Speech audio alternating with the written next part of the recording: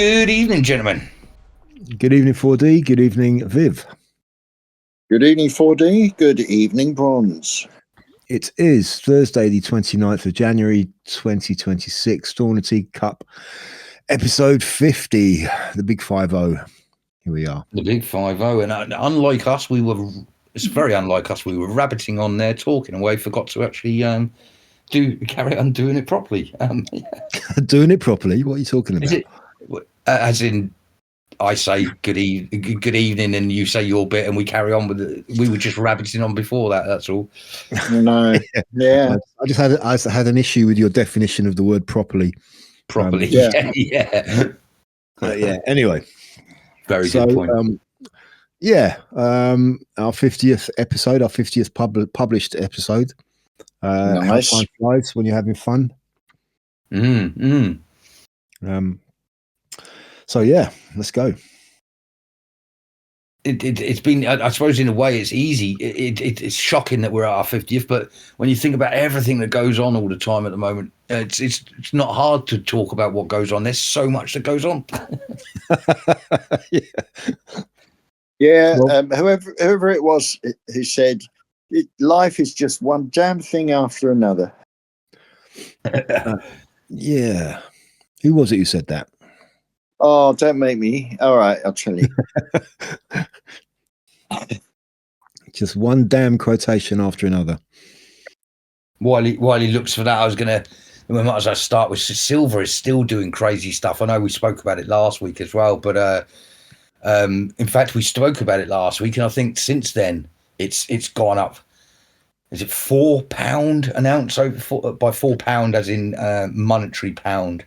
An ounce. And then I'm just looking at it now, because last night was the craziest. Last night it went up to £85.70, I think it was, an ounce, and I noticed today it's come back down to £82.78. But yeah, I'm now watching lots of stuff about silver. I'm learning a lot more about the whole gold and silver market, and it's really, really interesting what's going on at the moment, I think. Well, yeah, I mean, not just silver; it's gold has been going up as well, and other metals as well. Even not so much precious metals like copper as well are starting to rise. So just kind of metals in general are going up. Like you say, it's I think the week I'm looking at it now, it says the week high is £88.15 an ounce. It's currently at 82.65. According to the website I'm looking at, but still, it's over the last 6 months. Silver has risen from £27.40 an ounce to £88.15. It's just crazy, yeah. And if you look at a thingy for the last 50 years, it's not done that kind of a jump in 50 years. It's it's pretty crazy. Yeah, I think I read somewhere that gold has reached the highest ever value. They both have, but I mean more the speed in which and the amount. Well, what did you just say? Today's high was 87. Did you say? Or the low. That's 27. That's 6 months ago. It was 27.40 an ounce, and now it's around. Well, the current price is 82.80 an ounce. Wow! But I think it's even today. I think the low was at the moment it's 82, but it had gone up to 85. That's the difference of £3 an ounce. That doesn't normally happen in. Right. Well, if I'd made £3 an ounce over a year, I think I'd be quite reasonably okay and happy with that. And so this is in a couple of days. In one day it can do that. Yeah, I mean, gold did take a big dip the last day or so, but it's kind of started to recover again for some reason. It did drop right back down, but now it's come back up again very quickly. I've no idea how these what affects the value of these things. No idea about these, the financial comings and goings and the markets and this, that, and the other. But all I know is if you've got gold and silver at the moment, then you're all right. You're doing okay. Yeah. I mean, some people say that all of this is the result of inflation, both obvious inflation and hidden inflation. Well, yeah, and see, I mean, I'm not, and again, we'll do that little thing. We're not financial advisors, and I think with what I'm going to say, it's obvious I'm not. But I'm trying to. But a big problem we've got is a lot of. So if me and Bronze were to collect silver, we're talking 10 ounces here, 20 ounces there, and we're making 20 quid here, £20 there, and it's lovely, and at the moment it's really nice. But when you go up to the levels of, say, someone making solar panels, where they would be buying in probably on a monthly basis, let's say 20 tons of silver at, again, I don't know, £20 million. I'll throw some figures out. When it changes by £3 an ounce, that's the difference of paying 10 million or 20 million. I'll probably, again, my figures are not to be taken seriously, but what I mean is it's huge when you're up at that. And the modern world, you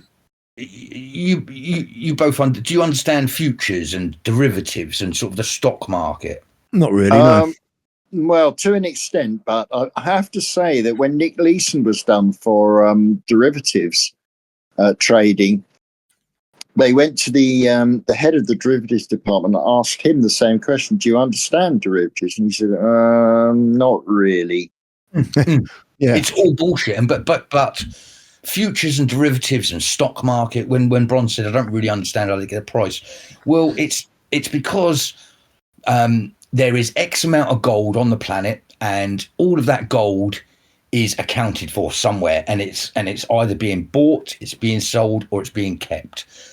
The amount of supply and demand simply dictates the price, and so if there's a lot of it available, the price will drop. If there's not much of it, it will rise.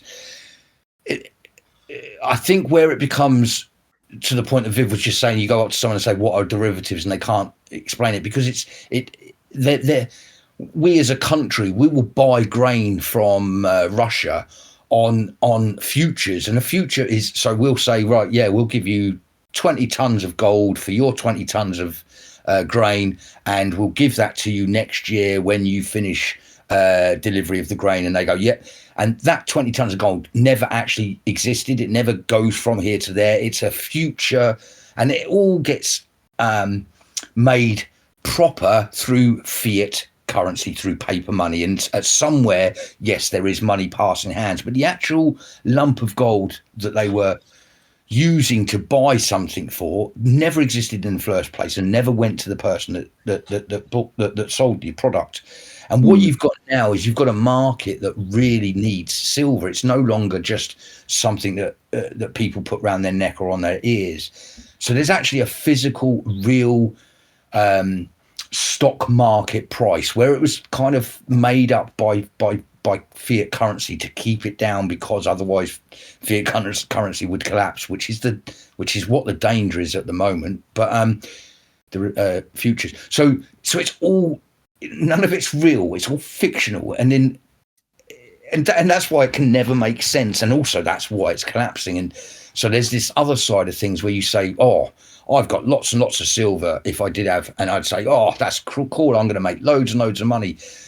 It's not actually the case, because if 1933, I think it was the last major stock market crash, and what happened, not enough of something, but it was needed. And so the government had to go, shit, supply and demand, we can't keep up with it now. So we now have to ration people, and you come down and you get your 2 potatoes, your carrot, your piece of meat, because the truth of the system had to balance out. And it said, hang on, there's 20 people that need potatoes and you've only got 10. Now the price of potatoes is a shitload of money, because supply and demand, and to stop everyone killing themselves, they have to bring in rationing. I was thinking to myself, I wonder what in the modern world, if the gold and silver price does have a natural leveling out period, and as people say that silver could go up to say £500-600 an ounce, if you're suddenly if you're a stacker of silver and you've got, let's say you've got 1,000 ounces of silver, you try and sell that silver now because no one's buying, because it would be too expensive. So now you have to go to the big cats. So a lot of people are going, yeah, silver stackers and gold stackers are going to be laughing. Not true. We're going to have to see what the markets do, because there could be a situation where, well, like rationing, was it this country? No, it was America that once made gold and silver illegal. You had to give it all over to the government, and they gave you an under spot payment for it. And if you didn't give up your gold and silver, it was off to the gulag for you. And that's not that long ago. I forget when that was. But you know, you could have a situation where silver sellers say you can only buy one coin a month or something, because there just isn't the supply for it. Yeah. Yeah, I think sorry, we've gone. No, it's all right. I'm just saying it's scarcity value of anything, really, real or created, real or imagined. Yeah, I mean, I think the stock market crash you're talking about was probably 1929. That was a big Wall Street crash, wasn't it? Rather than 33. Cheers. Yeah. But yeah, I get what you're saying about the whole. You know, it's not as simple as if you've got a load of silver and the price is skyrocketing, then it's like, yeah, great, I'm going to be super rich. Because if silver gets to the value of it, or value of anything that you may have in abundance personally, goes too high, you may not be able to sell it. That's right. Because it'll be too expensive, you know, because people just won't buy it. No, that's way too expensive. I'm not going to buy that. So you might just be lumbered with it. I mean, it may be worth a hell of a lot, but there's nothing you can do with it unless you can exchange it into some kind of currency that you can use. Otherwise, you just won't be able to use it. It'll just be a lump of metal, you know. So you have a look at the moment. You have a look at the moment in Britain, the amount of the major gold sellers, and you try and buy silver, the amount of them that there's only one or two products they've even got in stock. And so that makes me think, you know, if they haven't got the silver for the public, you know, it really is a moment of clarity where it has to balance itself out somehow. Yeah, I mean, I did see someone, they were talking about the whole thing with silver, the price of silver, and they said that if you own, what was it? There was a certain amount of silver. If you own, I can't remember the amount. It wasn't that much. It was like if you own something like maybe was it 50 ounces or it was a figure like that, quite low, 50, 100 ounces. I can't remember exactly now. But if you own that much, then you are in the top 20. You are in the top 20 percent of silver owners on the planet. It's really that you know, it's really that small. Really? Amount, so it's that low. The amount of silver the amount of silver that you have to own to be in the top 20% of silver owners is quite low. It is quite low. You don't have to actually own that much to be in that top percentage. It's really that kind of narrow, you know. And is that because silver's just never been attractive to save or collect, or what's the reason for that? Yeah, I don't know. I suppose so. It's always been gold, isn't it? Gold's always been the one which everyone goes on about. And gold is compared to silver, it's hugely expensive. A lot of people talking about the ratio between gold and silver as well. That what was it? I don't quote me on figures, but it was something like that. The ratio to gold and silver at the moment is something like 22-1, but in realty terms, silver is more needed than gold, or whatever. It was only 4 times. The ratio should be something like 1-4. So when you've got, I think at the moment gold is 1,700 an ounce or something, and silver is 80, whatever it is, an ounce. If that's got to come to like 1 in 4, either gold has got to come down a lot or silver's got to go up a hell of a lot. Yeah. Well, silver is 84 an ounce. Gold is 3,800 an ounce. 3,800. Sorry, pounds. Yeah. These are English pound, British pounds. So yeah, 3,800 compared to 84. Whatever that ratio is, it's not. I don't think that's 1 in 4. That's definitely not 1 in 4. Yeah. So yeah. But it's just insane. crazy. So yeah, I'll just, you know, I mean, I'm quite happy for the price of silver to keep going up, because that could be my pension. If it keeps Absolutely. going up. Yeah. Got a way to go yet, because I don't own that much, but I do own a little bit, and I'm quite pleased I've got that. So yeah. But yeah, with even simple maths, you just said about and it doesn't matter if you were right or wrong, but let's say it was 100 grams. So 100 grams of silver. Let's round it figures down. A couple of years ago it was about £25 an ounce. So to have 100 grams of silver only cost you 250 quid. Already today, to own that same silver, 85 times 100, 850 pound. I mean, the difference in a short period of time is crazy. Yeah. Is this being driven by the fact that silver is also an industrial commodity? Yeah, you know? I think that's one of the main drivers of this. Yeah, I think that's one of the reasons why copper is starting to rise as well, because copper is used a lot in industry for a lot, has many uses. So that so here's one. Do that. Here's one for our conspiracy minds, because it just popped into my head. Right now, today, we have an industrial world or a computer world that relies on gold, silver, copper, and what we class as semi and precious metals. 2,000 years ago, there was no need for silver, no need for gold, no need for copper. Why is it that 2,000 years ago, those three rocks from the ground became the commodity? Again, did we have a society before that fell down and we're just picking up again? Because, you know, it was just a lump of soft metal that wouldn't have protected you, it wouldn't have done anything, and people started wearing it around their necks, and now we need it for industry. It was probably because it wasn't. It's rarity value, isn't it? It's the rarity value. Yeah, basically. Yeah, because it's not that abundant. Yeah, and also, I mean, I guess the fact that it's shiny as well. Well, that probably was the initial thing. Oh, look, what's this shiny thing which has caught my eye? And let's try. I like this. Let's try and find more of it. Oh, there isn't that much more. Well, actually, have you seen old gold? It's not that shiny, actually. Not really. No, it's quite matte and dull. But you got to shine it up though, like silver. So yeah, with modern products. Well, yeah. Although people used to use vinegar, I think, for silver and gold, cleaning it with.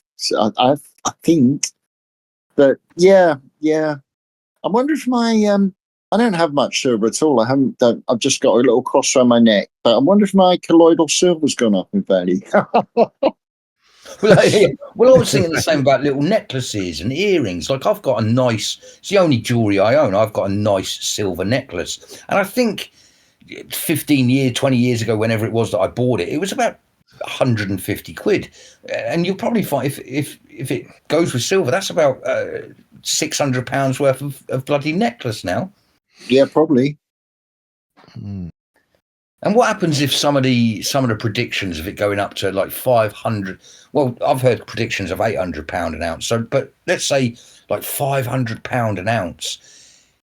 You got your old granny that's got these pair of earrings in the drawer that suddenly close to life change. Well, it's a lot of money basically. You know, from two £10 earrings that were in the drawer to a couple of £1,000 for the same earring.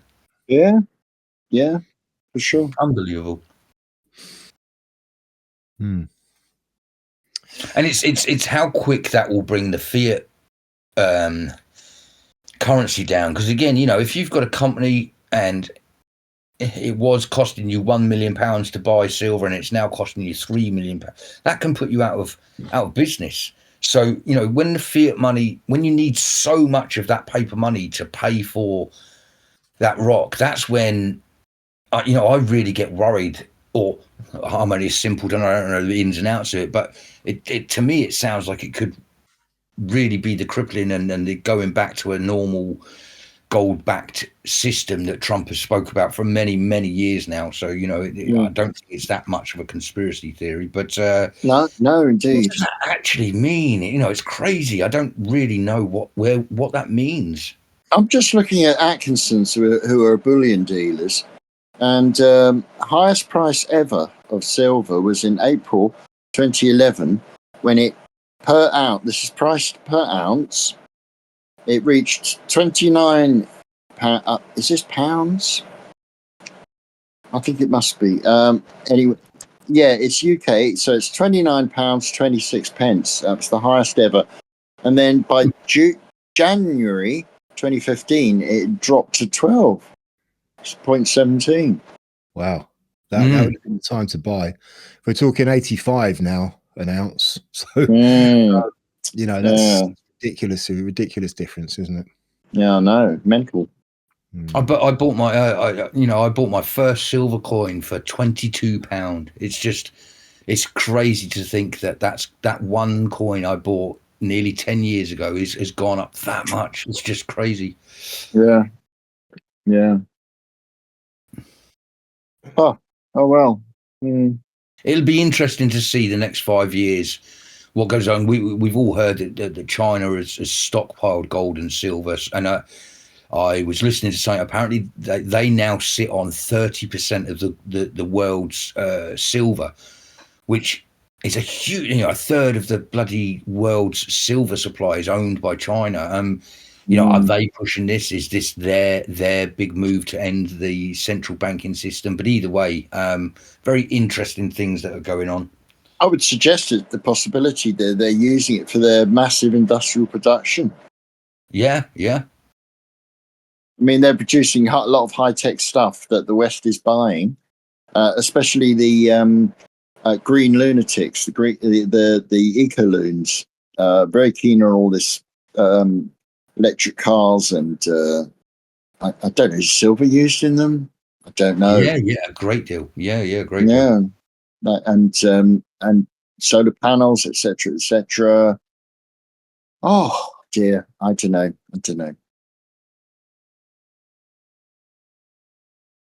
In fact, I was just thinking, even in gaming, my friend, my good friend Sarah, she's a big gamer, and so she makes sure she spends big money on the things she uses.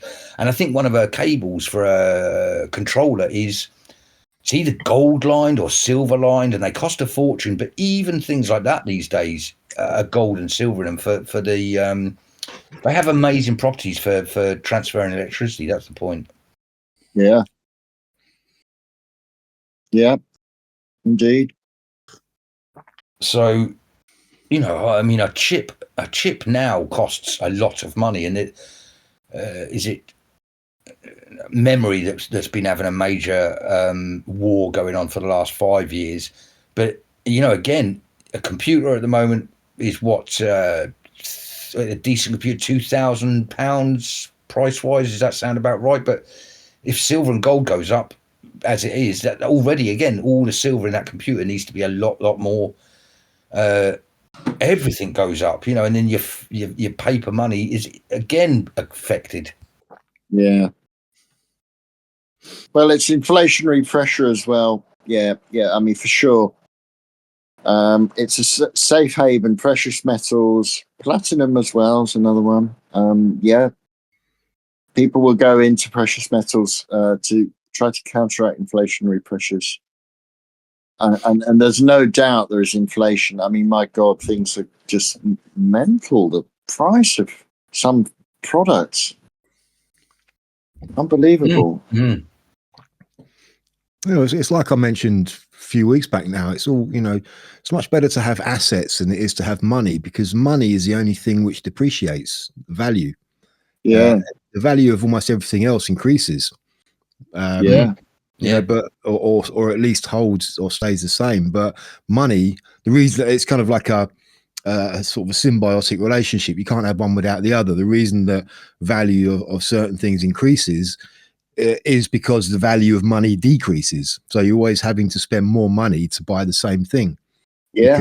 Because just having money You know, you think, oh, I've got whatever X amount in my bank account, I'm all right. But really you're not, because the value of that is decreasing every single day. Yeah. Yeah. It's always good to try and exchange it for some kind of asset which doesn't devalue. It can be switched, and it can now be switched on or off. Yeah, exactly. Yeah. Increasingly, I mean, the UK government has just released a number of very alarming plans for the digitisation of society, Governor. Yeah. They're going full steam ahead on this. Oh yeah, they're not. Yeah, they're not letting up. You're just switching tack, hoping that nobody will notice. The whole the whole brick card thing, I'm convinced now, and Ian Davis as well articles on this. It was a psyop.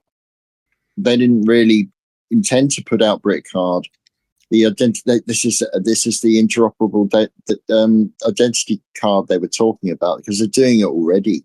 When you read that I've got a copy. I've been checking out the government Gov UK. Basically the roadmap for a modern digital government, and that's interesting. Yeah. Well, I mean, all you have to know is that I mean, Starmer announced, yeah, we're going ahead with this digital ID, blah blah blah. Everyone has to sign up to it, so otherwise you're not going to be able to get a job or access this or access that. And then recently they announced, well, we've decided to scrap that. We're not doing that. But they're also at the same time talking about age verification for social media, or under 16s. We're gonna ban under 16s from using social media. So it's then like, okay, how are you going to enforce that? How are you you're gonna need people to prove their age, which means getting everybody to verify their age, which is digital ID. It's just, they've just closed one door but opened another one for the same thing. That's exactly what it is. Yeah. So yeah, digital ID is not going away. No way. It's just morphed. It's just changed. It's bait and switch, the usual bullshit we get from the state. Yeah. The usual bullshit. So, and Starmer's gone off on a jolly to China now for some reason. What the hell is he doing in China? Checking out how they do to their people exactly what he wants to do to us. That's why he's going out there. He's probably getting some tips. They're comparing notes. And I mean, like I mentioned last week about this whole thing about this Chinese embassy building being approved in London, despite some very grave security concerns, it still got approved, which made no sense to me. If there was any doubts about security concerns, that should never have been approved. So it was only approved because someone in the approval process, or somebody or some people or some group benefited from it. That's the only way that makes sense. And now all of a sudden, a week later, Starmer's off to China. Yeah, right. And exactly what Carney did, the Canadian Prime Minister, that's exactly what he did. Just previously as well. Also announcing a huge deal with China, which Trump has now responded to by his threatening to put 100% tariff on everything, on all trade with Canada. So there's kind of like a bit of a tug of war going on there, which is quite funny. Yeah. So yeah, but yeah, Starmer's at it. He's at it. Oh, yeah. He doesn't give a shit about He's us. a lovely bloke. Yeah. There's this new term I've heard being coined called oikophobia. Don't know if you've heard that. It's not new. It's not new. I've only just heard it. Sorry. Yeah. Go on, it's coined by Roger Scruton. Right. And it's somebody kind of basically having no love or talking down or disparagingly against their own country.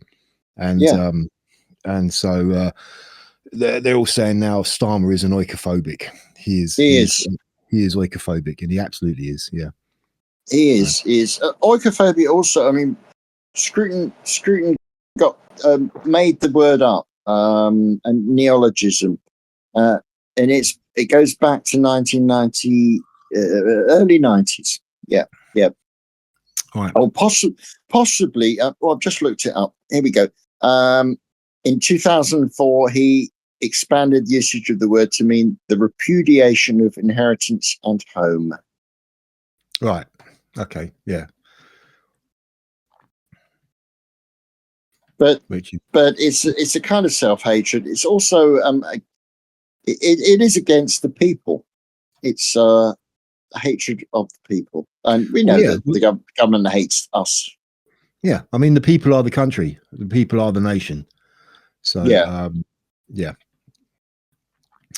So yeah, I mean, it's crazy. I think about the armed forces back in my day.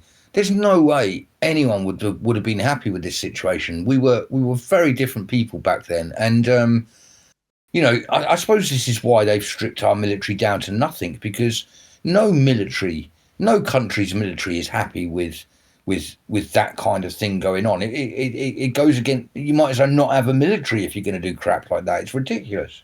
Yeah, well, it kind of seems that's the way it is now. We don't really have a military, do we? No, yeah, and I'm saying I suppose that was their plan: get rid of the military, then put this all upon us, so that we don't have anyone to say, hang on, because the generals back in my day, there were some twats, and there always will be, but a lot of them wouldn't have had any of this. Well, maybe, yeah. I don't know. It's hard one to read. I think in the same way, along the same lines with regards to the police force. That kind of like, I just wonder, you hear these stories about there's a lot of rank and file police officers who are really not happy with the way things are being, with the way the police force is being used these days. And I kind of think maybe that could well be the same with the army, the armed forces. But it's really hard to gauge just how many, what the percentage is of those. Well, I'd say they're a bunch of wimps, I'm afraid, because what I mean is we would have made sure people knew that we felt the way we did. That's what I'm saying. Well, how would you have done that? How would you have done that, 4D? Because you would have been. I suppose there would have been. How would you? I suppose you would have been under threat of disciplinary action, surely, court martial. You know, you'd have been ordered to do this and not to do that. And well, yeah, from that point. But like, so for instance, it wasn't a major thing, but a lot of people around about my time got out because of the whole England in America's pocket, the Bush regime, the 9/11 thing. So I suppose the only thing we have is we all start resigning, we all start getting out of the army, and if too many of you go up to the officer in command and say, oh yeah, I want to get out of the army, and there's all this process that has to happen. If a lot of you do it, they really have to back, or they don't back down, but they have to listen, because you're talking thousands of people just walk out. Would that not classify as a dishonourable discharge if you did that? Yeah, I can tell you how they ruined my life. But yes, they ruined you. But that's exactly what I'm saying. You're either a wimp or you're not. You either stand up for your values or you don't. And to every single general in the army, you must be a bunch of pussies because you are not defending this country. Like, your job, you're a military person to defend the country, and it's been proven that the Chinese are going to build an embassy right above our internet services. You are a bunch of pussies because you have let that happen, and I'm disgusted by you, and I hope every British soldier is disgusted by you bunch of pussies. Stop. Sorry for going off on one, but yeah, that's good. Well, yeah, I mean, do you think that, I mean, we know the all of the people in the higher positions of the police force, that they are all like common purpose. They've been installed. They're all in on it. They're all in on this really just destruction of our institutions. That they don't hold the same kind of values as a lot of the rank and file do, who actually, you know, the reason they joined the police force was for the right reasons, you know, to protect and serve the public. Whereas you get all of these people who are installed as commissioners and superintendents who are not. They are just, you know, they are just programmed. They're puppets. They're put in there to serve a certain purpose. Could it be the same in the army with the higher with the higher ranks in the army, that they're the same? Yeah, and I think it's because it's not just army, it's not just police force, it's every industry, because the ballsy ones are the ones that stand up and say, "Hey, this is not right," and exactly what you just said. Then they make a thing about you, chuck you out, or discipline you, or whatever. You do that over 20 years, all you get left are the pussies, because it makes more sense to sit down, shut up, do as you're told, or you lose your job. That's again, I've said that for many, many years. That's why we're in the situation we are in. As soon as you stifle free speech, you all become pussies, because you get rid of the strong people. So, and then it's like the Tommy Robinson thing. We arrest him, we throw him around, we let people know that this is what we're going to do to you. And everyone just goes, oh no. And then we're all North Koreans. That's as simple as it is. Yeah. I mean, and the police and the new recruits they're taking on are just absolutely useless as well.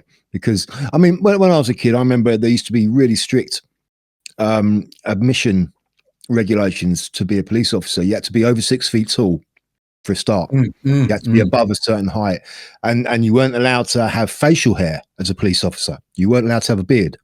You had to have short hair. You had to, all of these kind of very strict things to be a police officer. There were these standards, high standards. And nowadays you look at some of the police and they're like these short, fat little dumplings in a uniform. You just think, what the hell are you? What's happened to the police? Really? Again, in my day, if you were an infantry soldier, your first promotion, and you can ask any ex-soldier that you ever meet in your life, and they'll tell you exactly the same. If you're an infantry guy, your first promotion comes if you're the hardest person in the group. Not for any show off. It's not, and that's not how it's sold. But to be in charge of the rest of the bunch of people, you have to be tough as nails, because you're the one that's going to have to argue, moan, tell them to, and go against when everyone says, "Oh, I want time off, boss." No, you're not. You fucking do as you're told. Queen and country, blah blah blah blah blah blah. It had to be the toughest person. Always the first promotion. You go, "Oh, so he's the hardest bastard in that group. Oh, he's the hardest bastard." So again, if you do the opposite and you only promote yes men and wimps and arse lickers, then the ones that they bring in, they have to make sure are less than them. So again, you get nothing but dribble. Well, it's DEI, isn't it? That's DEI in a nutshell, isn't it? Yeah. That's what it is. You have to have someone that grips you around the throat, figuratively, not literally, although in the army it was literally, but figuratively, you need someone that grabs you around the throat and says, "This is what we're doing. I'm a confident person. It's now been passed on to you. Get it done." Especially in the jobs like the police and the army and things where you do need things done without question. Yeah. Actually, have you seen? Go on. Largest reform of the police is underway in 200 years since Sir Robert Peel. Yeah. What's that then? Largest reform of the police force. Yeah. Oh, right. Yeah, it doesn't fill me with any confidence at all. Because who's doing the reforming? Who's laying out the reforms? Who's deciding what they're being reformed into? This is the point, isn't it? Well, it's again basically it's going national. Okay, National Police Service is marketed as a British FBI. Oh right. Well, I mean, right there. Oh, this is what you're talking about. Yeah. They're trying to create a new branch of the police, which is supposedly equivalent to the FBI. But I think we already have that in MI5. Isn't that what MI5 is? We have MI6, which is the equivalent to the CIA, and we have MI5, which is the equivalent to the FBI. That's absolutely correct. Absolutely correct. It's ridiculous.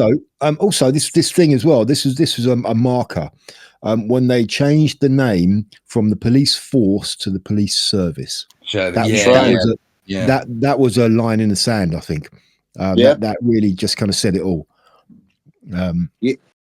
That's right. Yep. I mean, I look at all sorts of situations on YouTube, and I think to myself, I'm an old man. I'm no threat to anyone. But hardly any of the police frighten me. In as much as I think to myself, good grief, if you try to attack me, I'm not scared of you. And again, nothing big about that. But I then think to myself, if you're a criminal that's used to beating the crap out of people, they must be laughing their heads off. To have a reform of our police would take a massive up, because 80% of those officers out there can't even beat themselves out of a wet paper bag, let alone defend themselves from a man with a crazed man with a gun or something.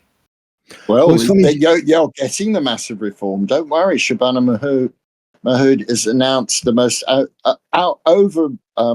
the largest overhaul of British police in 200 years. Yeah, she'll just be getting loads of immigrants in to tighten the noose around us even more. Yeah, I mean, it's a couple of things from what you just said there, 4D, about kind of not respecting the police anymore. I mean, I always used to have quite a healthy fear of the police, and I'd never really want to have anything to do with them either way. And just recently, just a few months ago, I was driving and I did this maneuver, okay, a U-turn in the street, and it was basically I did nothing wrong, absolutely nothing wrong, okay. But I did this U-turn and then I stopped, and it just so happened to be an unmarked police car behind me, right? And it pissed him off, okay? Right. Although I did absolutely nothing wrong. And he pulled up beside me and he started having a go at me, right?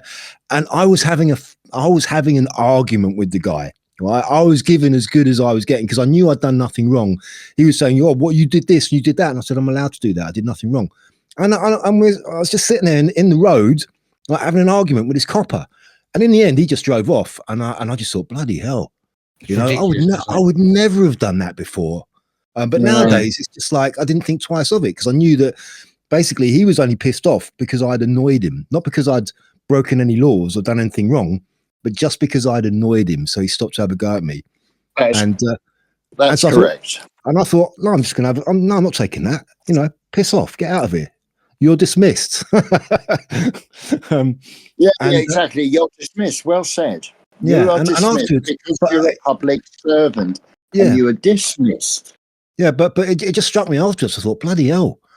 You know, it's like I would never have done that. I would have in the past. I would have just gone, oh yeah, sorry, yeah, whatever, sorry. But I just wasn't having any of it. I just no, piss off. Don't give me that shit. I'm not taking that. Yeah, this is what a lack of discipline does, isn't it? You know, they should be in work, 7 o'clock in the morning, parade, look at your shoes, look at your outfit, looking good, looking perfect. If you're not, down 20 press ups. I know I'm old fashioned and I know I don't actually genuinely mean it in that respect, but we have lost so much respect, so much dignity. As you just said, 20, 30 years ago, there's no way you'd be having an argument with a police officer. I don't think twice, and I'm sorry to any police officer, but I have no respect for them, and unfortunately that's how it comes out. And you need to go back to a day where we all respected you, and you definitely haven't got that at the moment. Yeah. No, but they've been deliberately. This has been done deliberately. Oh yeah, it's been deliberate. Okay, and now they're offering a reform for something that successive governments have created, which is a defanged, useless police force. And why are they driving around in unmarked police cars? What is going on? Why aren't they? Why are they ashamed? Why are they driving around why can't they drive around in squad cars? Yeah. Why can't they actually just get out on the beat, be a more visible presence? Yeah, that would go a long ways to cutting down crime. But I mean, something else. Sorry, carry on. No, just to say, you mentioned the Home Secretary there, Shabana Mahmood, right? Yeah. And I've got to say, there's some. Whenever I see her, I see a picture of her, right? There is something really creepy about her face. I have to say it. And it's almost like her face is like a caricature. It's like a kind of like a mask, a caricature, kind of like a spitting image, a really over-exaggerated caricature, made to look a little bit gross. And it kind of reminds me of, I can't really put my finger on an exact example, but when I was a kid, I used to watch TV programs, kind of animated stuff. And there used to be one or two that I used to watch that would creep me out. And I don't really know why they creeped me out. They just did, right? There's certain things about them. And I get that feeling from her, when I see her face, there's something about it which really creeps me out. It's really just like, oh. It's called It's called in robotics. In the terminology of robotics, it's called Uncanny Valley. Right. It basically means that it looks human, but there's something that isn't quite human about it. Yeah, I mean, did you guys kind of get the same impression? Or is this just me, or I mean, if you, I get the same impression from an awful lot of people, Right. lot of people, like they've been created. It's like it's slightly unreal, it's slightly sinister. By an evil force, grown in a laboratory, but it's groupthink as well. Why are they smiling? Why do they all smile?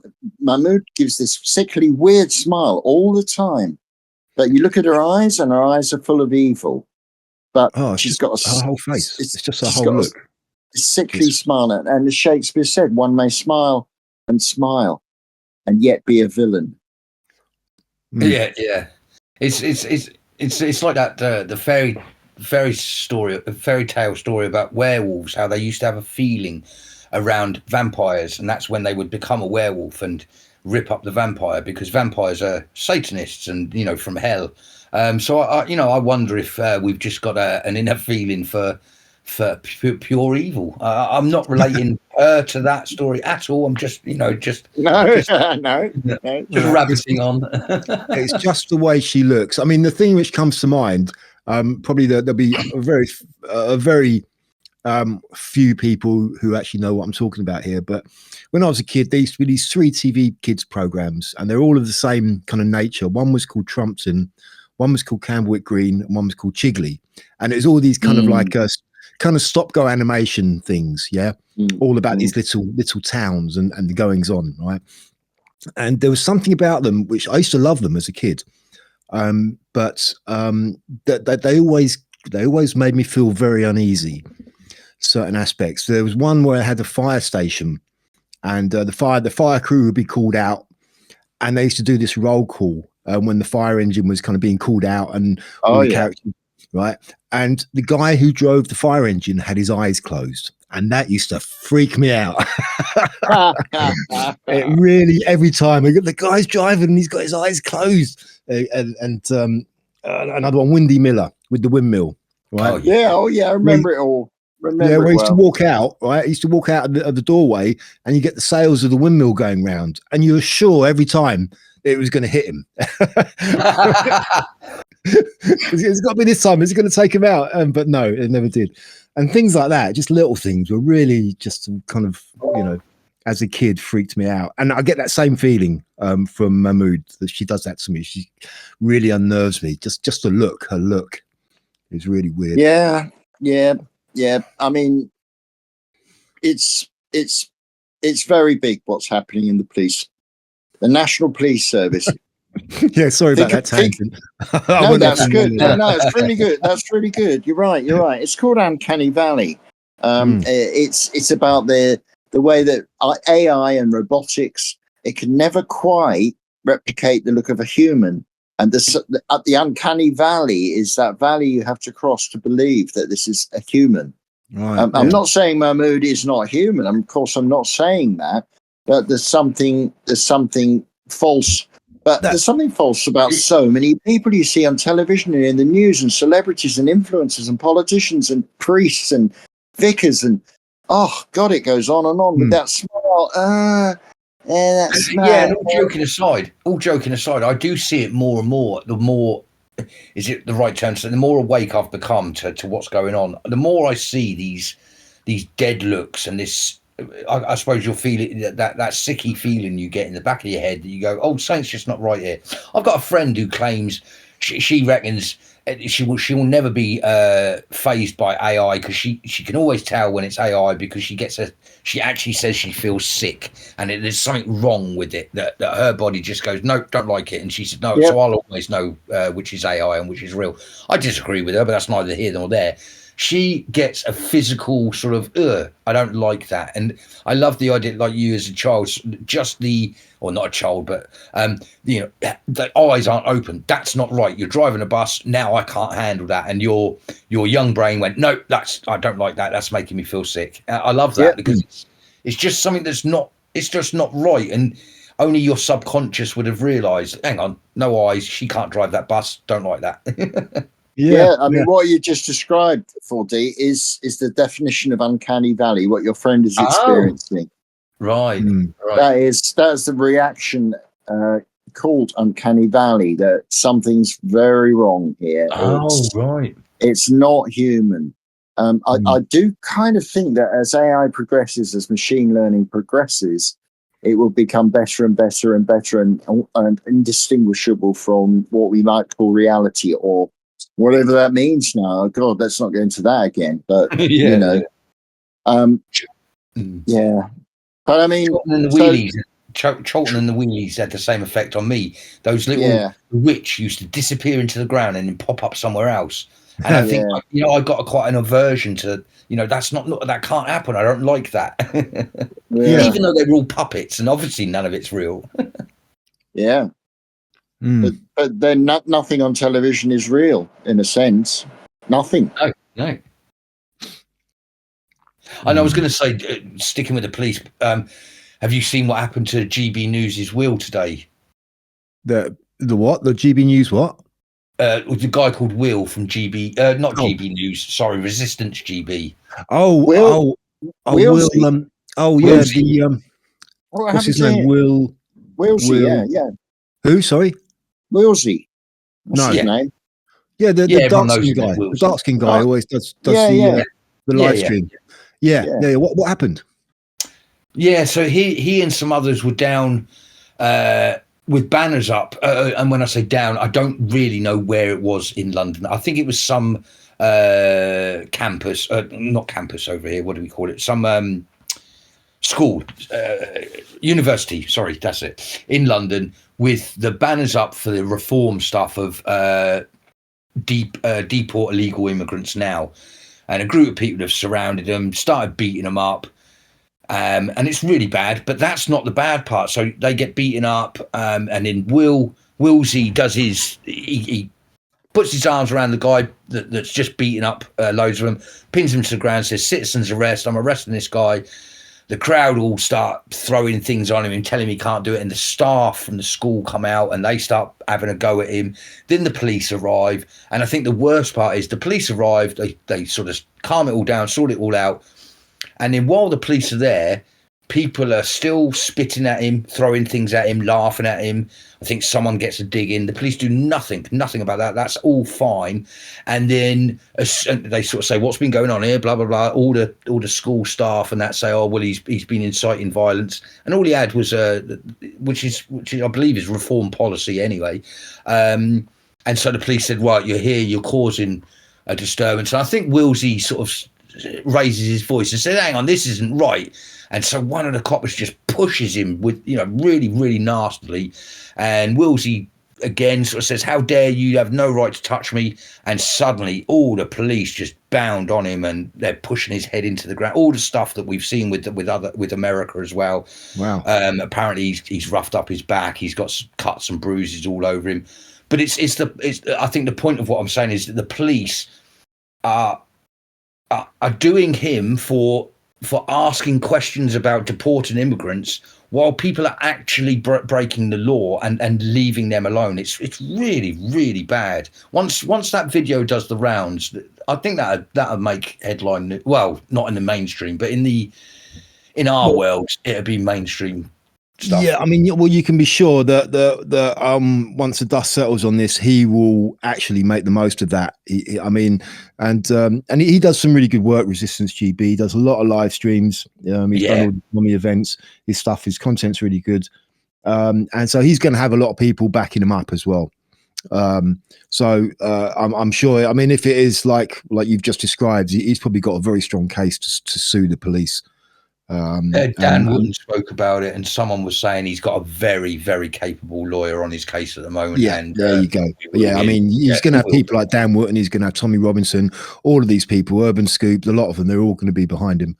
Well, I think isn't he? If he's not part of them, he's very closely aligned to what the who are the legal group? Is it the Freedom Alliance? No, is it Freedom Alliance? I'm not sure. Doesn't matter. There's a legal team that that's out there that a lot of people on the right were signing up to. Yeah, Freedom Alliance. Was it Will Coleshill? Is that his name? Coleshill. Yeah, William I believe Will so. Coleshill. Yeah. He's good. He's good. Well, I really hope he nails them to the wall. I really do. Freedom Alliance are a political part. Well, they're a political party and a movement as well. So I don't know. It might be there. It might be Free Speech Union. Oh, the Free Speech Cheers. That's the ones. I mean, he's part of Yeah, them. yeah. Oh, that's Toby Young. It's Toby Young's outfit. That's it. Thank you. Yeah. Oh yeah, well they've got quite a bit of clout as well. So this could. I mean, I find it really hard to believe that the police acted that way in the first place. You know, I mean, just a little while ago we were talking about how maybe a lot of the rank and file police don't agree with the orders they've been given, but you know, but when you see things like that, it's like, well, it seems quite a lot of them are on board with all of this kind of dystopian police state that we seem to be being pushed into as well, you know. That's the disturbing part. But yeah, no, I really hope he really just screws them to the wall with regards to this legally. Teach them a lesson. Set some precedents, you know. It's got to stop, because we do have two-tier policing, and it's the thin end of a very, very sinister wedge. Yeah. You know, and when there's an actual national police force, this is essentially a signpost. The direction of travel is towards globalism. After a national police force, will there be an international police force? Will there be a global police force? Of course, yeah. Yeah. I mean, it's, you know, everything's crumbling around them. But they're still pursuing it. They're still continuing on with this kind of globalist, you know, wet dream of theirs. It's getting worse, and they're getting desperate because they only got 4 years now. I mean, that thing I read earlier, the roadmap to Digital Britain. They do mention that they keep on using the date 2030, and that aligns exactly with the United Nations Agenda 2030, when all this is supposed to be in place. Oh yeah. And in case listeners think I'm being conspiratorial, I try not to be too conspiratorial. This is all documented. Nations have signed up to Agenda 2030, and they're bound to deliver the program. Well, somebody else was talking along these lines, and how this will probably be the downfall of the EU, because it's so committed to this, and it's just and you know, it's just increasingly becoming less and less viable, and economically unviable rather. And EU is just going to destroy itself by pursuing this, because it's like a downward spiral. It's unsustainable. They have to do it. Oh yeah, they don't have a choice now. They've passed the point of no return. Maybe that's another point of the whole silver rise. You know, again, in Europe, we're trying to make all the solar farms and that. Well, they're not going to be able to afford to have a silver made farm.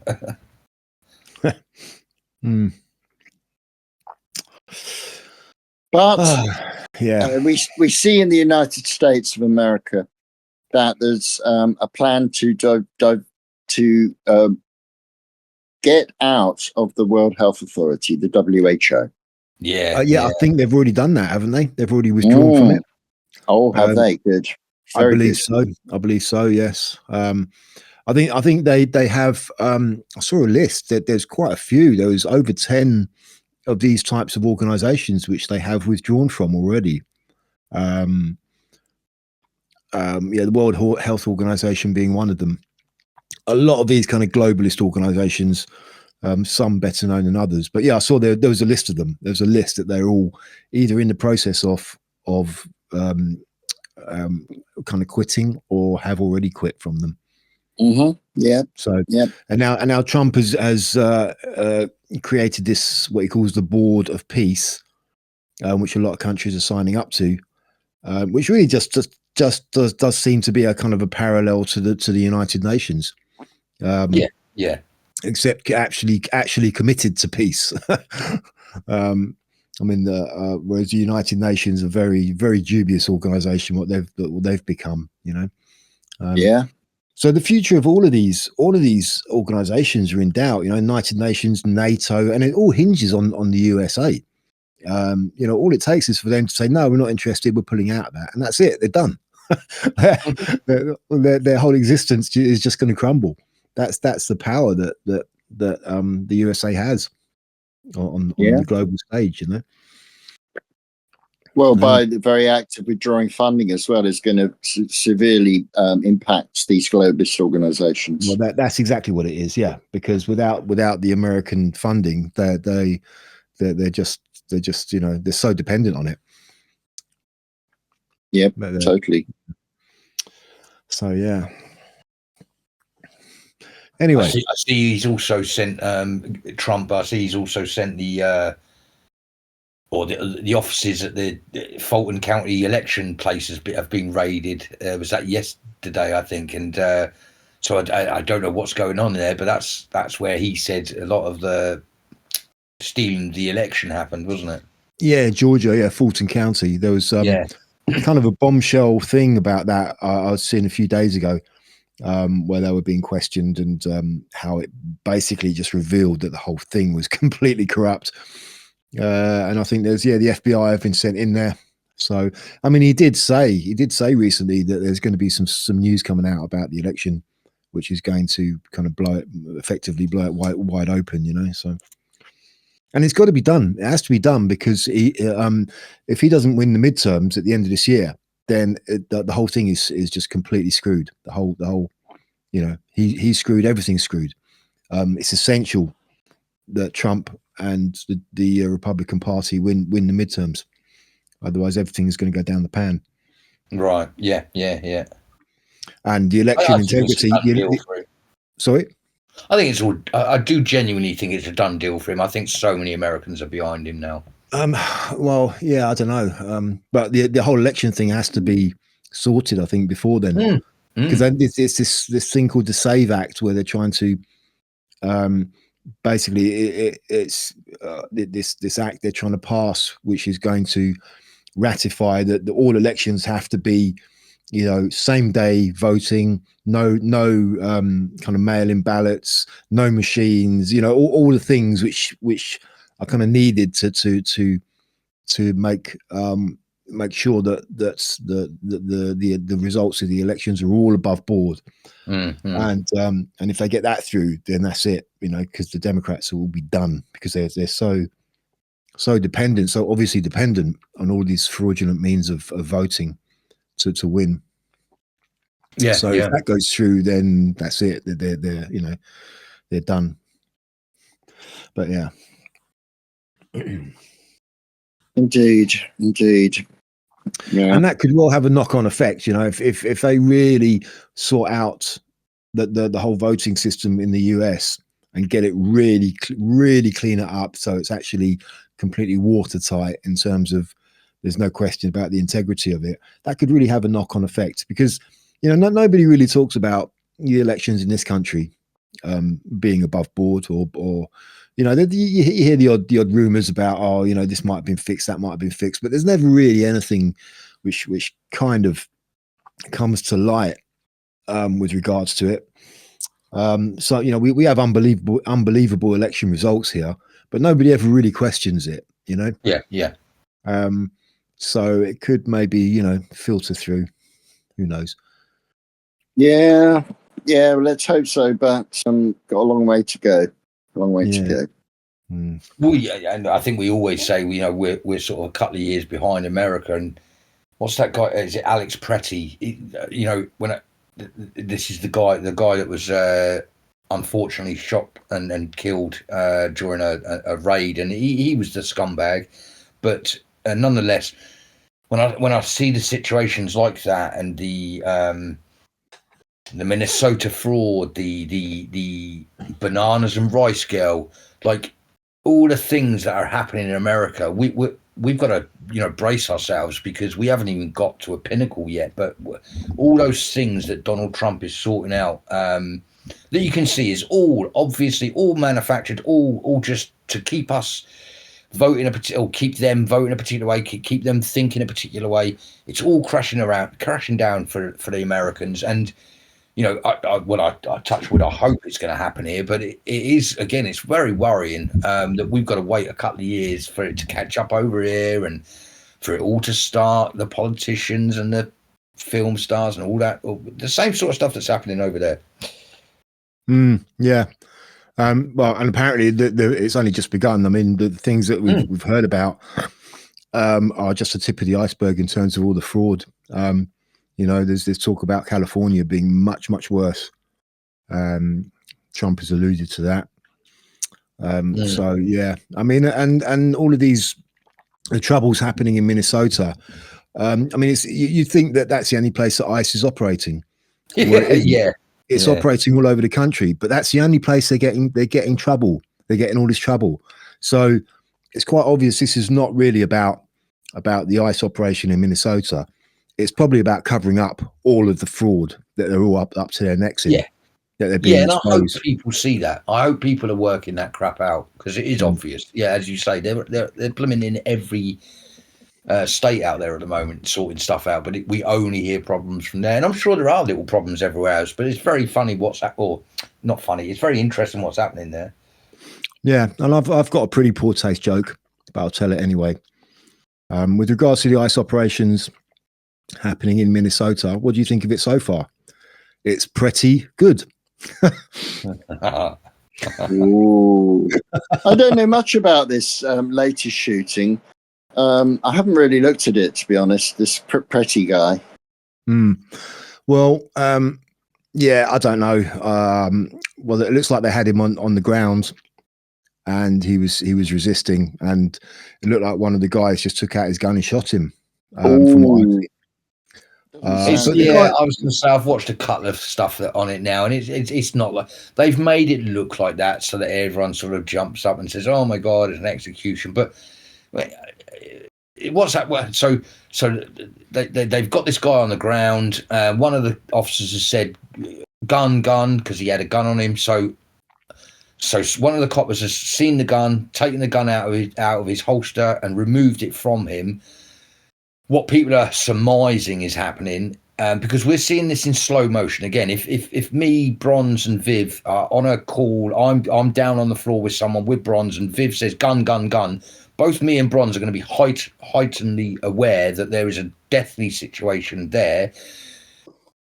What happens is one of the police officers sees the gun, removes it, and I don't think any of the other coppers realise that he's now not got a gun, and something happens. And the next thing is he's dead. I can only and people have said there was a second weapon. People have said he went to get his phone out of his pocket. I think, unfortunately, you could argue that the wrong thing has happened, but unfortunately, in a second, lots of things happen, and I'm still going to say that Alex Pretty is in the wrong, because you can't go up against law enforcement. Even I say that, and I hate the law enforcement, but you can't. Well, yeah, I mean, go up to him with a gun, can you?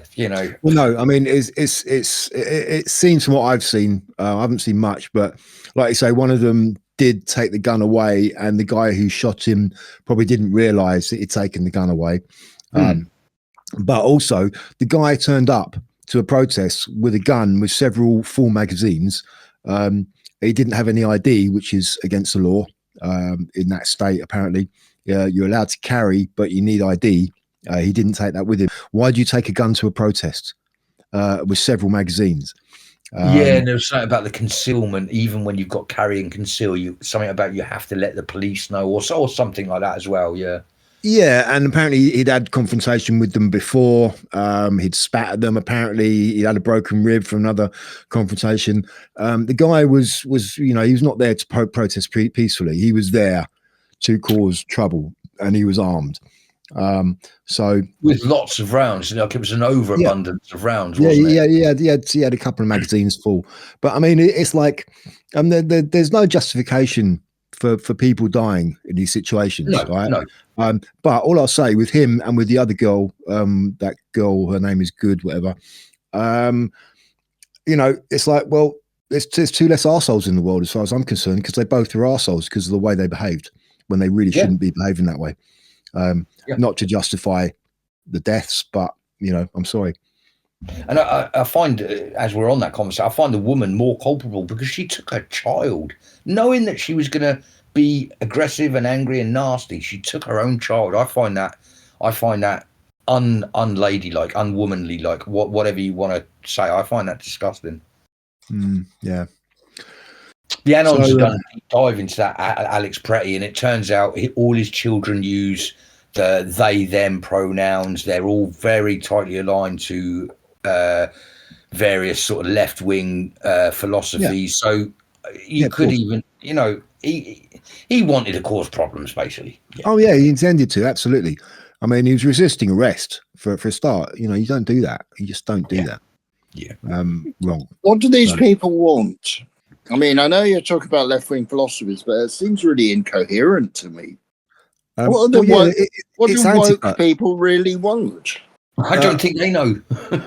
Because I don't think they know. They do not want kind of federal law enforcement in their area. Basically, that's what they want. They don't want police. No, yeah, of course. Is that right? No, yeah. They'd rather the PDF files and the murderers and they'd rather they were there. They're fighting for their rights. They have no idea what they're arguing for. Most of them are the same ones who pop up every single time. They're paid. They're paid. Yeah, these are the same people who rioted over George Floyd. These are all like the typical Antifa types. They get paid, and they're the pro-Palestine lot. They're the LGBT kind of trans rights lot. They're the George Floyd BLM lot. They're the same. They're all the same. Yeah, and do you know what? Funnily enough, people are noticing that same thing here. I've been watching the likes of Charlie Veitch, the All or Nothing, with lots of citizen journalists that go out and do things, and loads of people are realising it's the same bunch going from place to town to city, causing trouble. And that they're even giving names to some of them. There's someone's called Ponytail, one of them is called Ugly Glasses. Like and it's just like, oh yeah, you can see them going from north, south, all over. They're not there because they want to be there. As Bronze just said, they're there because they've been paid and they're too immature to understand what it is they're actually doing. Yeah. If they're traveling around, then where are they getting their money from? Have they got jobs or what? Maybe they've got jobs in the public. They're I know. Yeah. It's all from people like Soros. He's a big funder of these types of things. The Open Society Foundation. Yeah, exactly. I understand that, of course. And various NGOs, Mm-hmm. So yeah, it's all organized. It's all organized. It's all orchestrated. It's all planned. It's to create dissent and revolution. Effectively, at the end of the day, I believe that's what they want. They want to overthrow the government. Well, who doesn't? But but there are different ways of doing this. I mean, have you heard of the concept of accelerationism? Yes. Yeah, it's to make things so bad that it all collapses. It was introduced, I believe, by a number of people at the University of Warwick, I think, in UK. Nick Land was a philosophy professor or lecturer at least, and they said that things, we need to. Accelerationism is also a right-wing idea. You try to make things so bad that the whole thing collapses, and then magically, I suppose, some new world is born, some new world order is born. Mm-hmm. But what are their ideas? What do they want? That's what I'm saying. What do they expect, or do they? Are they so incoherent to think that society collapses and there's a natural order behind it, which I believe to an extent, but. Well, I think I can't remember which one of you just said it, but it's like they're too immature to really know what they want. They think they have a cause and they're being paid for that cause, but they're just not intelligent enough to realize the consequences of what they're doing. And even if they're kind of like a dog chasing a car. You know, the dog Yeah, will always chase the car, but one day he'll catch the car and he won't know what the fuck to do with it. Yeah, You know? well said. Lovely, Yeah, beautiful yeah. metaphor. Beautiful metaphor. That. And it will probably end up. The metaphorical car will probably end up running them over. Yeah. Oh dear. Of course, because as anyone knows, I mean, there have been successful revolutions. Don't get me wrong. The American Revolution was successful, but a lot of the revolutions that these social justice activists are thinking about ended in a terrible, terrible things. I mean, the Russian Revolution, they soon killed the revolutionaries. They killed them off. Exactly. They're just useful idiots. You know, they're doing the work of the globalists, the evil. You know, the globalist criminals. Yeah. French Revolution it's all good sans-culotte on the streets. People are revolting. We're having a republic now, down with the aristocracy.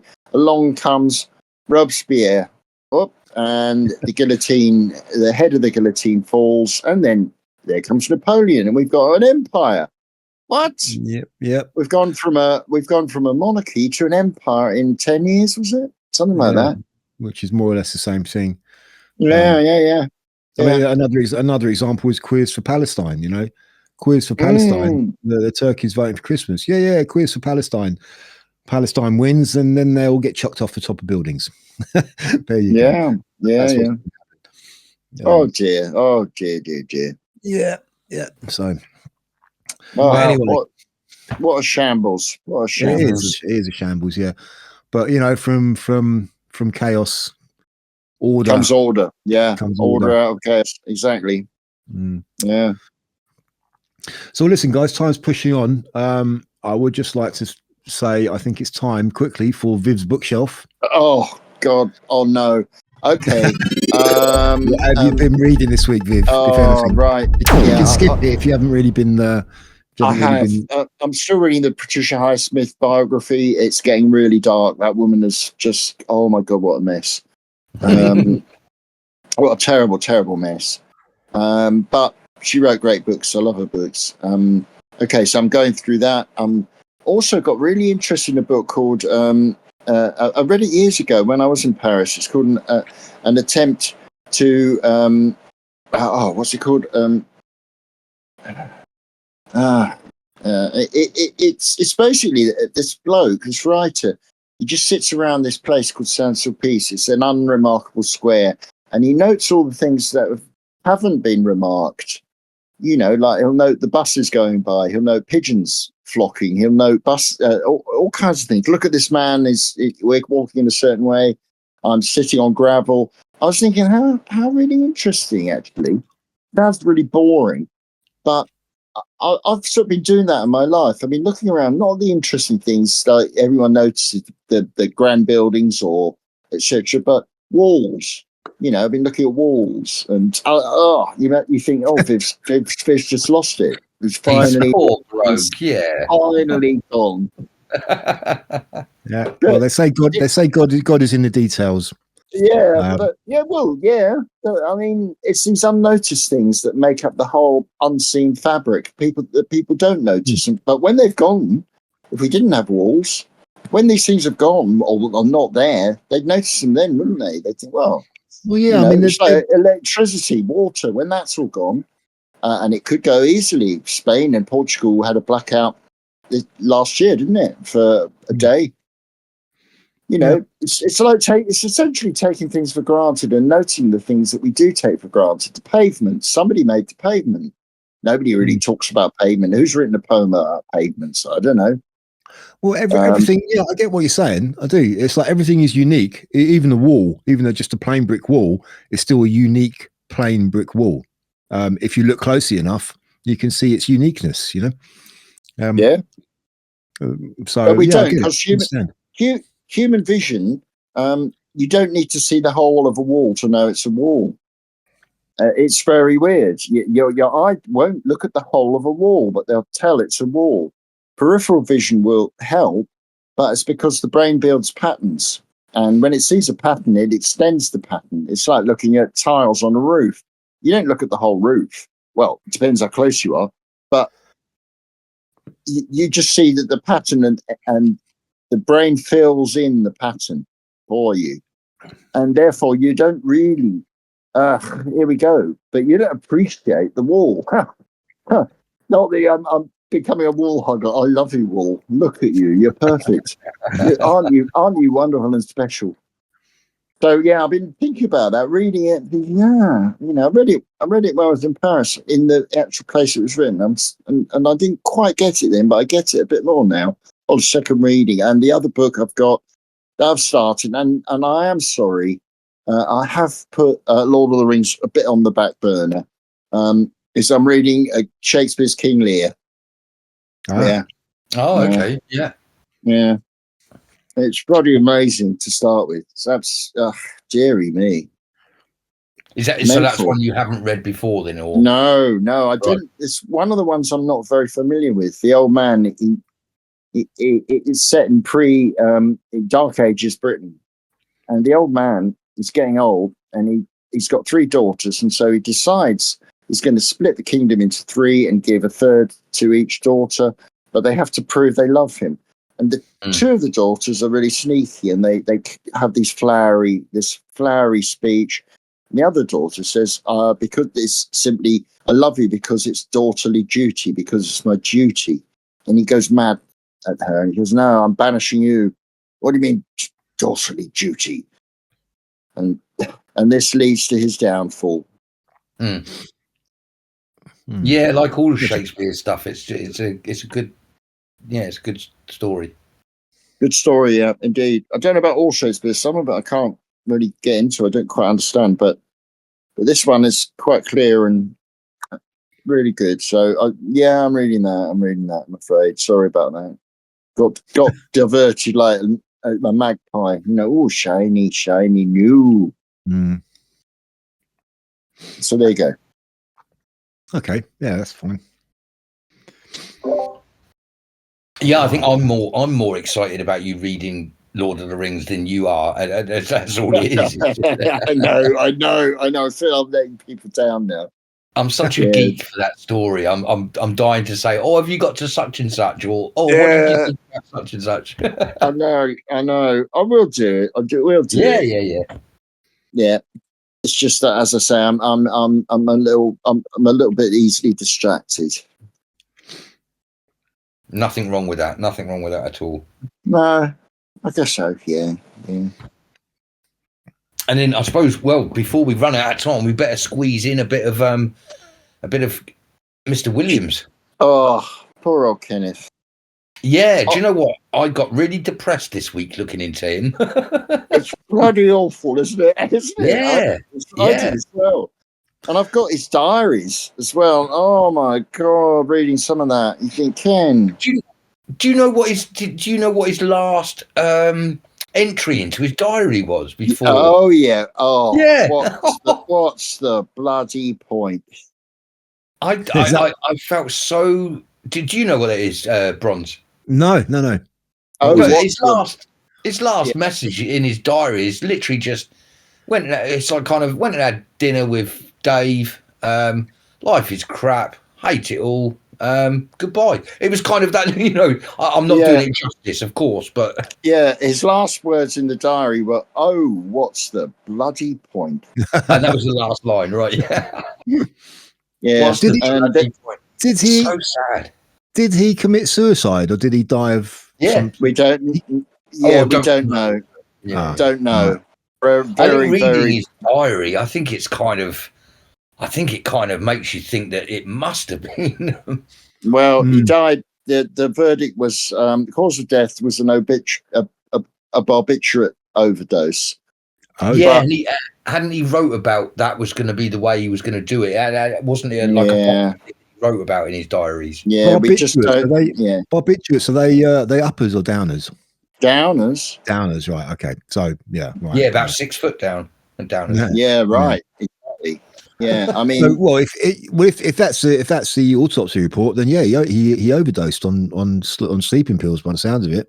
He did, but we don't know whether it's suicide or an accident. Or an Nobody, accident. Yeah. you can't say whether he took too many, whether he took a few more just to get to sleep, or whether he took a few more just to top himself. And I suppose So to a certain extent, does it matter? He Yeah. in his writings.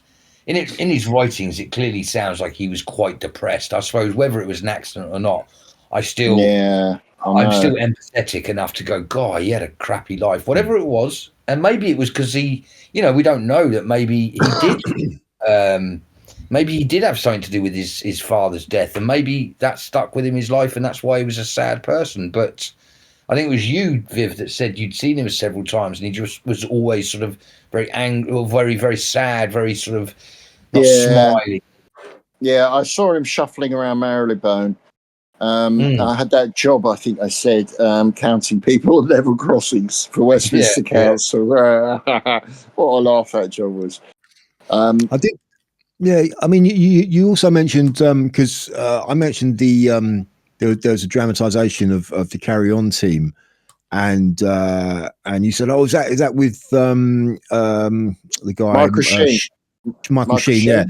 And I thought, no, I don't think it was. And I went and looked up, and there is actually a couple of films on YouTube. The one with Michael Sheen, I think it's called Fabulosa or something, and that is kind of a story of Kenneth Williams, where he's played by Michael Sheen. But the other one is called Core Blimey. Which is about the whole Carry On team and sort of like when they were making the Carry On films, which is quite entertaining, The Kenneth Williams one, the Fabulosa one, is not quite so entertaining. It's a bit darker, a bit grimmer, a bit more grim, But that's the one with Michael Sheen. But they're both available on YouTube if anybody's interested in watching them. I think I'll have a look, because Williams, they say about Williams, he was gay, and he and this really depressed him. It's unclear whether he actually acted on these impulses either. Just not sure, really. He was very close to his mum, but don't know. We just don't know why he was so down. He was loved by the British public, Yeah. But that wasn't enough. That's not enough for him, is it? Well, no, because it's not what he wanted. Obviously, he was typecast in this kind of role of the Carry On role, and he obviously aspired to much more than that. He wanted to be a proper, serious, actor, taken seriously for being a serious actor, which he never really was. I know, yeah, but it does remind me of a couple of others. There's Wilfrid Bramble from Steptoe and Son, and Charles Hawtrey from the Carry On films, and they both were typecast, but they did aspire to be serious actors, but it never happened. Never really happened. I mean, Wilfrid Bramble did play some serious roles early in his career, but by the time he reached Steptoe and Son, he was typecast as that dirty old man. You dirty old man. Yeah. And he played it very well, but he was an actor, but that wasn't him at all. He was quite refined, and he aspired to, whatever serious roles are. It strikes me that the people who've been investigating the British comedy scene, a lot of them have had kind of unfulfilled, sad lives. And they seem to have suffered from melancholia, depression, low mood, whatever you want to call it, sadness, undefined often. Despite achieving a lot of success. Tony Hancock's another one which you haven't really investigated. He committed suicide from depression, didn't he? Yeah. But yeah, I mean, it kind of it seems that there's this kind of this always this relationship between comedy and tragedy, which is kind of necessary, totally. To kind of achieve success at one, you need to have also a good helping of the other to kind of make it work, to be able to understand and motivate yourself to do it. If you have a perfect life, it's like most of our achievements come through hardship, don't they? Whether they be artistic or otherwise. Yeah. And if you never experience hardship, you never really want to achieve. You never have the drive or the desire to achieve anything. So I know. That's the problem with that dirty dog that we call depression. It's a really fickle boss that you can do amazing things and still not see the joy in it, or still. And it's, if someone doesn't have depression or has never felt depressed in their life, it's very hard to explain to someone how. Yeah, you can just you could have, like him. He had the public loved him. He's very funny, but for some reason in his brain, he was just depressed. And some people are just like that. It's depression is a real thing, isn't it? Yeah. Oh yeah, absolutely. But the coalition or the correlation between having a sad life and that being able to give you the power to bring joy to others is even more depressing. You can't see it yourself. Oh, no, yeah. Give it to me. That's horrible. It is. I mean, it's also quite sad that although from the British cultural point of view, from that time period, he was very successful. A lot of people. He was kind of like nationally appreciated. Everyone thought, he was great. Everyone loved Kenneth Williams, the comic actor, and he left his mark. He left his mark. He actually left his mark on this world through his life, where a lot of people don't do that. Yeah, I know, but that's not enough for him, man. No, it wasn't enough for him. But I'm just saying, it's kind of sad that it wasn't enough for him, or he didn't recognize that, and how many other people wish they could just have a chance to be able to do that, to leave something behind, a little, kind of bookmark in history is like, this was me, this was my contribution to the world. Yeah. Maybe therein lies another coalition with you have to. Oh shit! I forgot. Oh, sorry. Move on. I've just forgot my train of thought. What was I just about to say? Oh, doesn't matter. What I would say is, sorry. No, yeah. Say it. People only do good when I suppose because he never felt that he was doing good enough. It meant he continued to push himself. So, ironically, unbeknownst to him, the fact that he never saw greatness meant he pushed himself and thus achieved greatness. Yeah.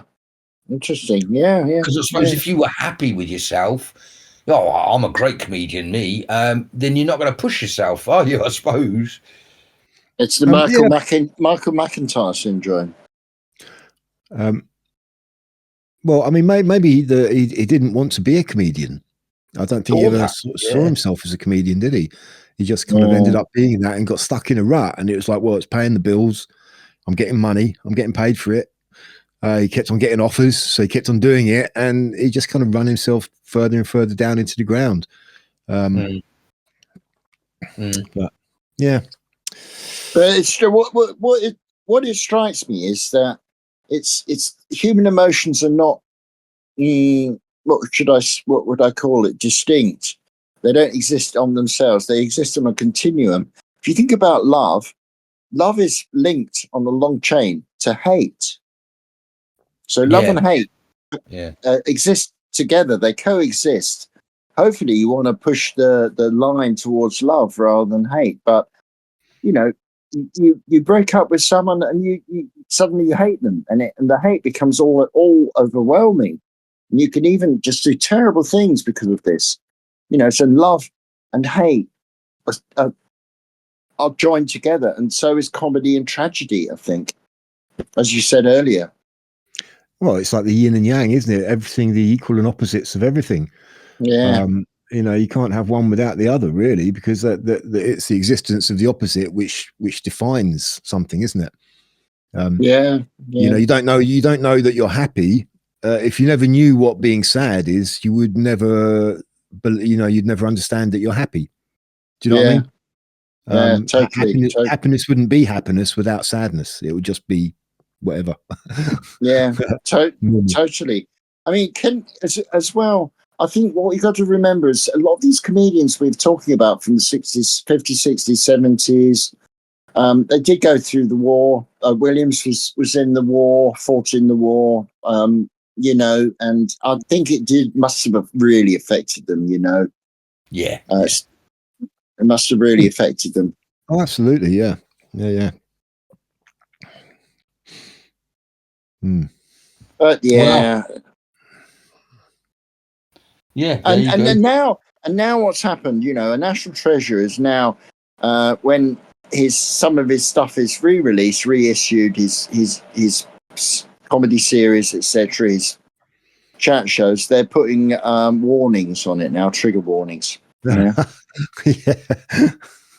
Well, I mean that's just ridiculous. That's ridiculous. They put trigger warning. They'll have to put trigger warnings on anything, on everything rather, from a certain time period, if that's the case. I'm going to have to go out with a trigger warning on me soon, because I think I trigger people. I can be. Well, yeah, I mean, there's plenty of people who, by today's standards, would be triggered by our conversation. It's not our fault; it's their fault. That's their problem. It's not ours. It's just what modern society has done to people. It's completely brainwashed them and made them into complete effing morons. Sorry. They can't stand up for themselves. That they need their safe spaces and blah, whatever. It's like, I just get out of here. Just grow some. That's right. Go experience things. Just experience life in the raw and grow some testicles or ovaries. Just sort yourself out. All right. I mean, what sort of bloody trigger warning is this? Contains outdated references and innuendos some viewers may find offensive. What? Really? I know. Please look.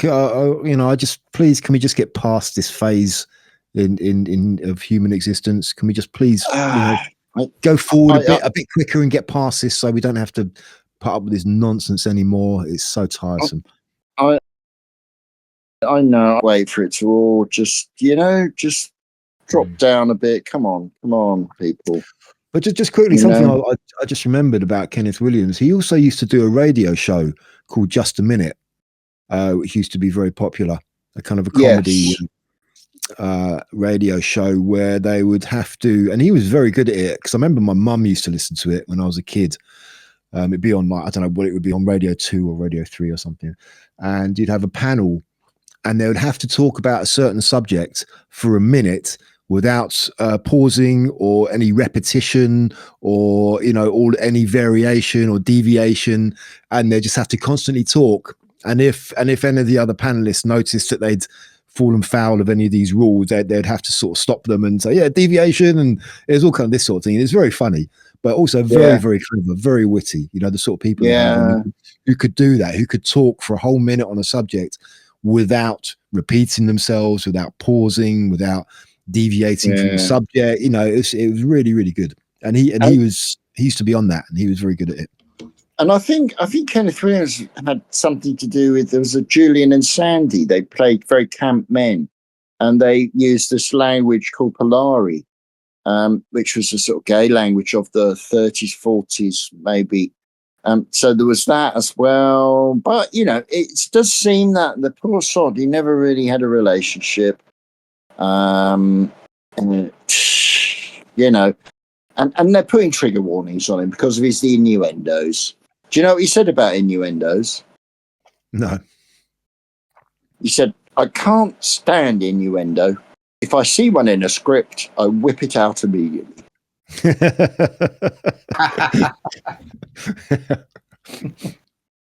Perfect. Yeah. Oh, well. Terrible. Yeah, I used to see him wandering around Marylebone. It's like dressed in a raincoat. Counted him on level crossings. Oh, I don't have a button for Kenneth Williams. Viv, I've got a question for you. Yeah, when you used to do that job for Westminster Council, did you ever happen to see Kenneth Williams wandering around in Marylebone? I did actually. Really? You mention it. I've never told anyone this. That's unbelievable. I've never told anyone this. I saw some other famous people as well. Yeah.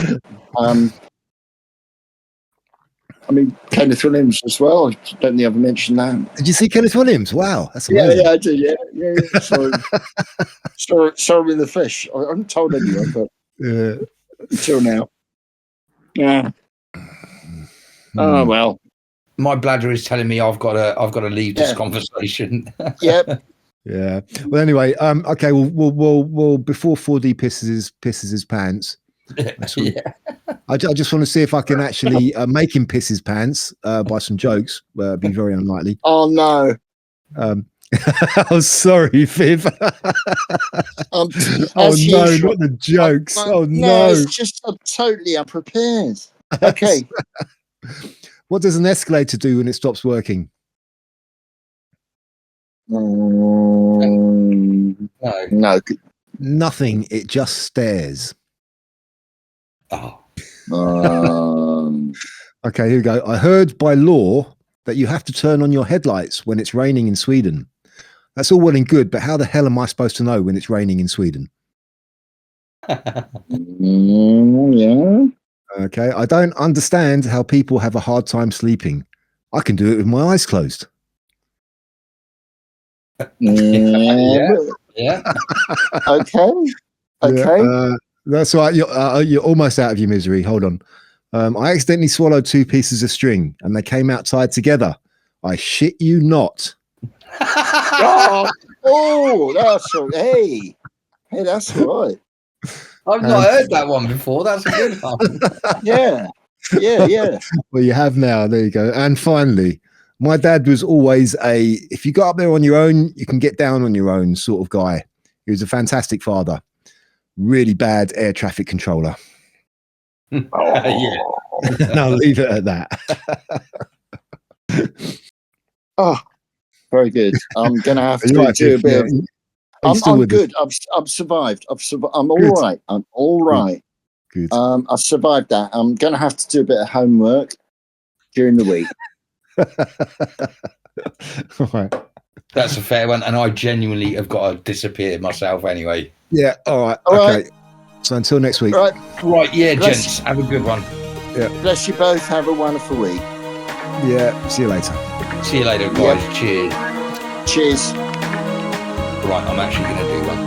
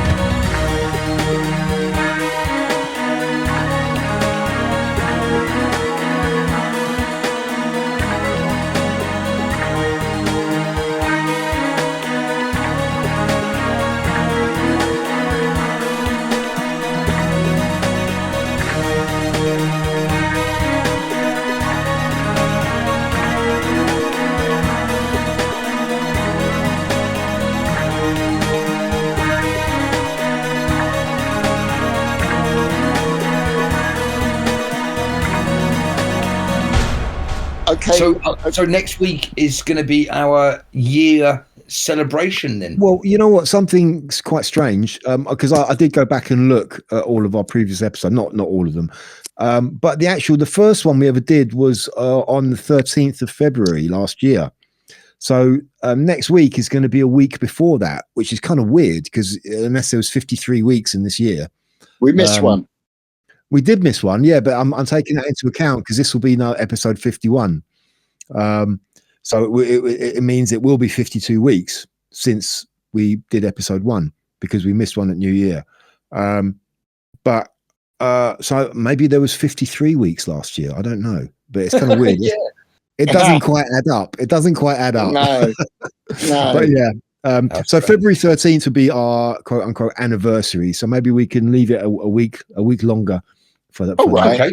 Yeah. Okay. Yeah. It'll also be a celebration of your birthday, Viv, as well. Thank you. Oh, that's very kind. You've remembered. What have you got for me? It's a surprise. I can't tell you. Yeah. A book. Don't tell me a book.